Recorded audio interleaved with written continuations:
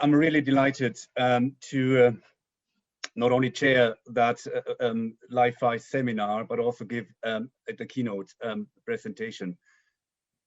So I would like to give you a little bit of an overview of LiFi, where we are, what are the key highlights in the last few years, and also what the potential commercial aspects and potential of LiFi is. So before I start, I'd like to show you with this animation here what we mean by LiFi. What we mean is it's a room like this, where the yellow dots are the lights in the ceiling, and the cylinders are people in an office. And you see that one green cylinder with a black square in front of them, that's a handset, it's a mobile handset. And people move inside an office room like this, and they are connected wirelessly using the lights with their smartphone. And you see here in that animation is that the green lines show a line of sight connection to a light source, and the red dotted lines show a blocked connection.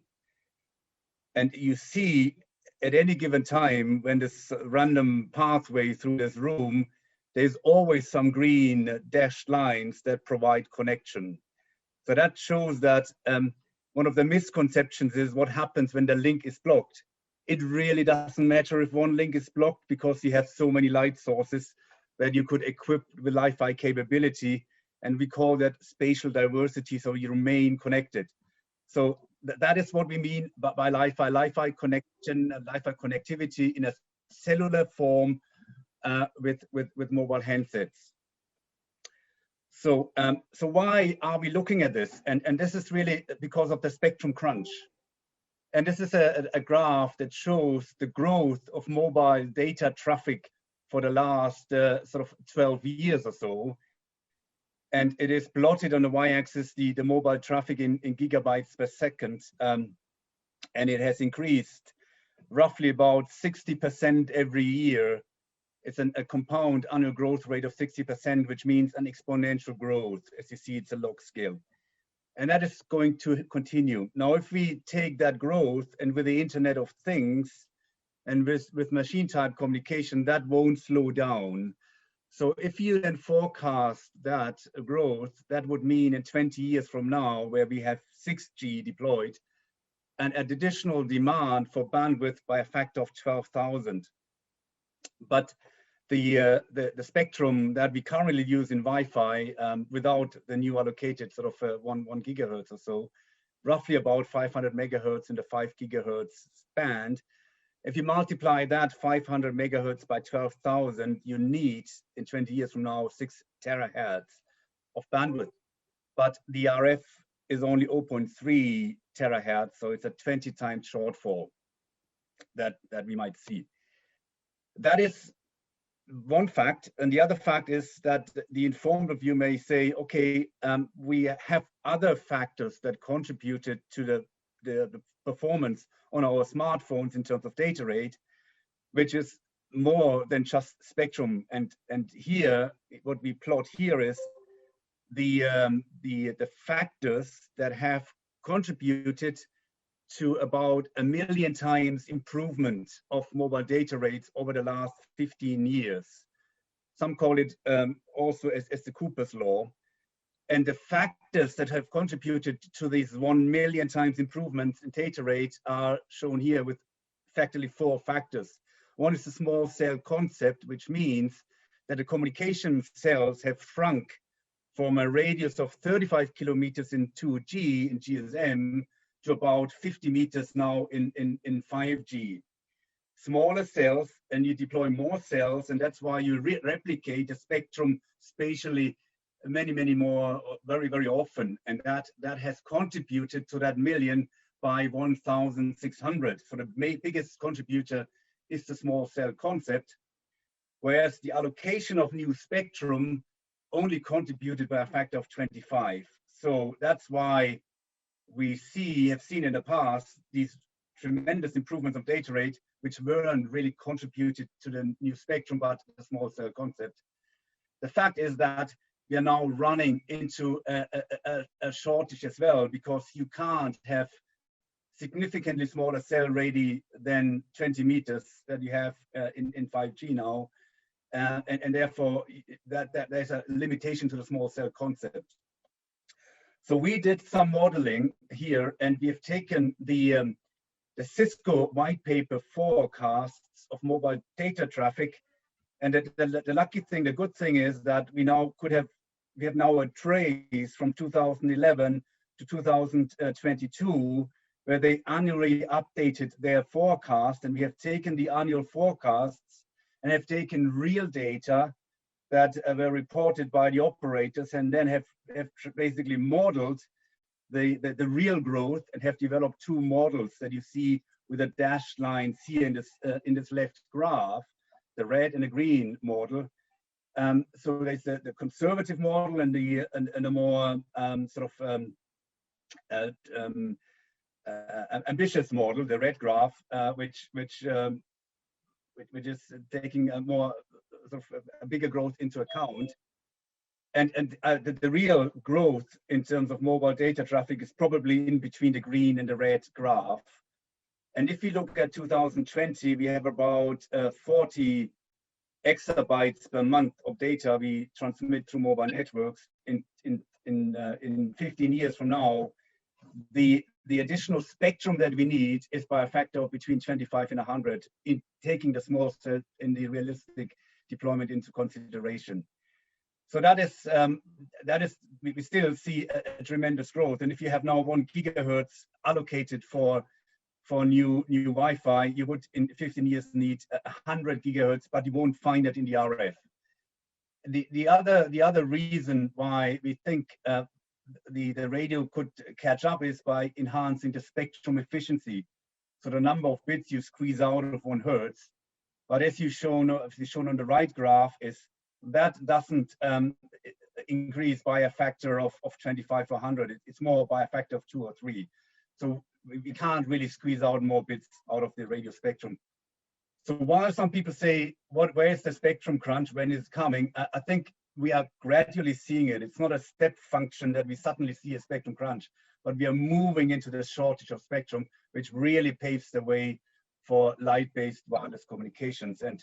And therefore, we can exploit that 2,600 times more bandwidth spectrum in the infrared and visible light together compared to the entire radio spectrum. And that's the opportunity, and it's uniquely available across the globe. It's not regulated. It's no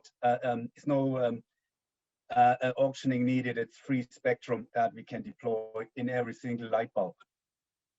However, there are still a few key challenges, and the challenges are the bandwidth, the optical to electrical conversion efficiency. That means while there's a lot of spectrum in the optical domain, we need devices that have high bandwidth. And this is where the main research has been geared towards in the last 10 years or so. We need also receivers that have a higher sensitivity and where we take into account the physical limits, such as that the responsivity increases with wavelengths linearly. So that's something that we have to accept and take the laws of physics into account in developing new receivers. And then there's a trade-off between device aperture and field of view and bandwidth. It's one of the crucial components in a Li-Fi system in the receiver. You want to have as many photons collected. Therefore, it suggests that you have a very large detector. But if you have a very large detector, you also have a high capacitance and therefore low bandwidth. And there's a very, very delicate trade-off around the design of the receiver. And we have to overcome on a network layer blockages, but I've shown you already with my first introductory slide that this can be relatively easily overcome with system designs. So now I show you a few of the recent research highlights that we've been working on. So here we have a system where we've deployed it wavelength division multiplexing. So really we need to go into the wavelength domain, given that the electrical bandwidth is limited. So we need to have multiple colors added, what people call the pre-log factor in the Shannon capacity equation. And that's what we've done here with 4 colors. Essentially what we've taken is 4 off-the-shelf LEDs, SMD LEDs that cost less than $1. And we have taken dichroic mirrors and have combined all the lights into a wide light beam and have sent that light beam over to 1.6 meter, and again have used dichroic mirrors to couple out the wavelength. And this is all really with off-the-shelf LEDs, and we have shown with that wide link here that we have achieved 15.6 gigabit per second, and that's quite a number, given that if you think about the peak data rate in 5G is 1 gigahertz. So here's the experiment. You see at the bottom, you see the red SMD LED simply mounted on a little PCB. Then we have a lens, and you see the dichroic mirrors here allocated, and then the wide light beam comes here into the receiver, and we couple out the different colors, and then you see the detectors here. You see the light spots, and that we decode the information, the OFM encoded information from the system. And here you see the off-the-shelf LEDs, and again here 15.6 gigabit per second, some data rate in sort of offline decoding. And also we have some more work we've done with Professor Dawson, who is one of our speakers later. This was part of a project he led. It's called UPVLC. As part of this, we have developed a Li-Fi transmitter chip, sort of a CMOS device, a driver, 4 by 6 millimeter. And on top of that silicon, we have wire bonded Martin's micro LED array. And what if I, sorry, I need to go. And we can now turn on these micro LEDs. I hope the video is running. So we have 16 micro LEDs that are wire bonded on this driver chip. And with that, we can do further system validations in terms of MIMO, in terms of multi-stream communication on a very tiny transmitter. In fact, at the end, so we turn on all the LEDs, you will see that we can double the power. So we've used some enhanced data decoding techniques with this device. So Martin probably will talk more about this. What we've also done with the National Physics Laboratory in the UK is we have basically compared a VLC link, visible light communication link, with again an off-the-shelf white LED with a millimeter wave system that NPL has developed. You see the frequency response of the VLC link. You see the bandwidth decaying with frequency, and that's what we don't want. We want to have it as flat as possible, but that's the nature of the device. 600 megahertz usable bandwidth. Notice we don't care about the 3 dB bandwidth. We modulate far beyond the 3 dB bandwidth. So that's a 600 megahertz channel. And you see the 600 megahertz channel more flat in the millimeter wave system, 25.5 gigahertz. You see the horn antennas here and there. And we have set the same distance and have had a one-to-one comparison. But the result here that I would like to draw your attention on is the blue circle and the red cross. The data rate with the same modulation order M is 64. Both systems achieved about 1.8 gigabit per second. And the purple graph here shows the bit error performance of the millimeter wave system compared to the VLC system. You see the bit error performance is worse in the millimeter wave system. It's better in a VLC system. So that's a very important, for me, a very important result, because we always ask when there's millimeter wave systems coming, they are having a lot of bandwidth there. But what this result shows is that you can build similar performing systems with ordinary, not even optimized, with ordinary LEDs. And that's, I think, a strong message.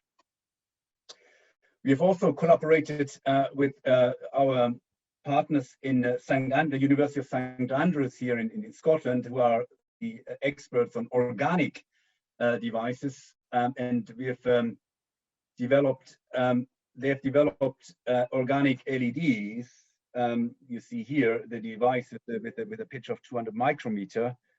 And we've shown, I think, for the first time that with OLEDs, we have achieved 1 gigabit per second. And that, again, the benchmark number 5G is 1 gigabit.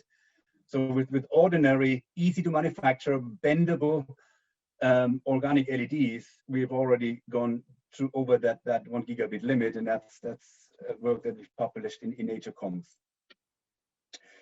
Again, coming back to some work we've done with Martin Dawson's group is on a micro LED. This is a relay. And that's a mechanism, again, we think we can use in order to extend coverage, to communicate around corners, and to enhance the coverage. So the idea that we followed here is that we have an LED light source, and then we have a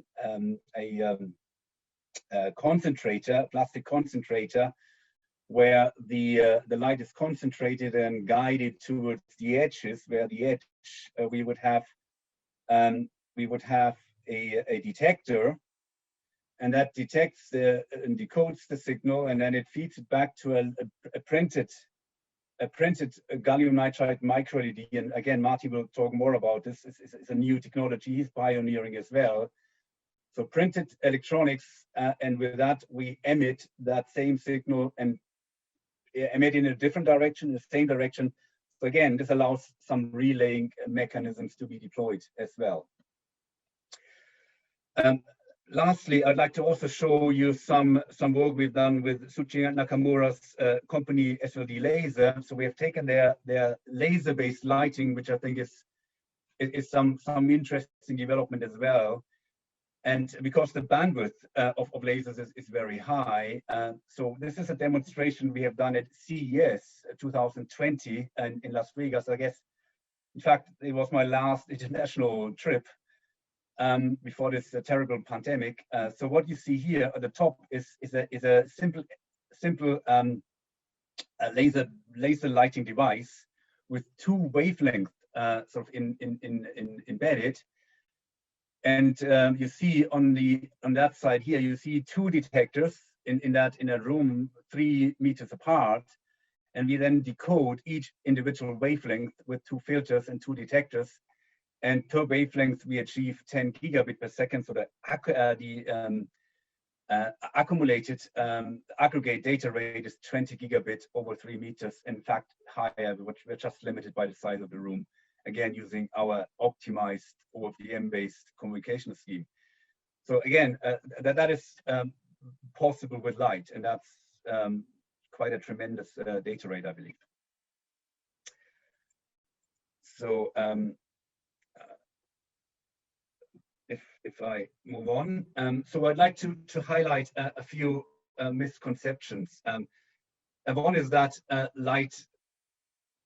LiFi or VLC doesn't work under sunlight conditions. And so what we have here is an experiment, again, with a gallium nitride micro LED from Martin.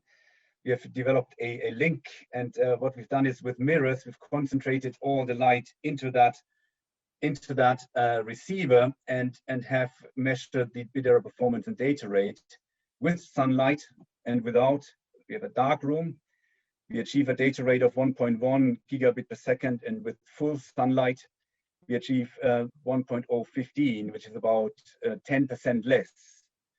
If you put a blue filter on top of the receiver, we can reduce some of the shot noise that the sunlight will generate, and we get to 1.080, so 5% degradation. So we have shot noise degradation in the system, but we don't have an effect of saturation or a reduction of data rate due to constant light, as this is a DC element which we completely eliminate and filter out with our OFDM, DC OFDM scheme. So now I'd like to finish my talk with a few thoughts around the impact LiFi and VLC could have on the lighting industry. And let me just start by the ordinary incandescent light bulb, which in 20 years from now was the norm, which now moved into solid state lighting with a tremendous development over the last 20 years. But that has meant a radical shift of technologies. Similar shift as the analog photography from the film rolls to the CMOS sensor. So it's an electronic device, and the consequence of that is shown here is that the highlight is that they will last 20 years or more. So the business models will naturally have to change and change because of a different life cycle change in the lighting industry. So diversification is the way forward, as I believe many people will agree with. So now what does that actually mean? And I think I'd like to draw the analogy with the mobile comms industry, where we have had, again, 30 years from now, Cooper's brick mobile phone, which is a big device with one service, mobile telephony. It's a device. Well, a single device like so many devices that we have. But the fundamental radical paradigm shift happened slowly and not visibly. It happened by the translation of the device into a platform. And that's what some smart people have realized and have taken forward. The new mobile phone is the platform, actually. Of course, you can do mobile telephony with it, but there's many more other things you can do. And that's been a tremendously successful model in the mobile comms industry. Now we take the same in the lighting industry, we take the device. And now if you have this, a light bulb, which not only has solid state lighting for illumination, but also radiating Li-Fi data signals, you have a transmitter, you put in a microcontroller, a processor, you put in memory, you put in a signal processing capability, you have an actual complete platform that could run many applications, starting from occupant sensing, but many others.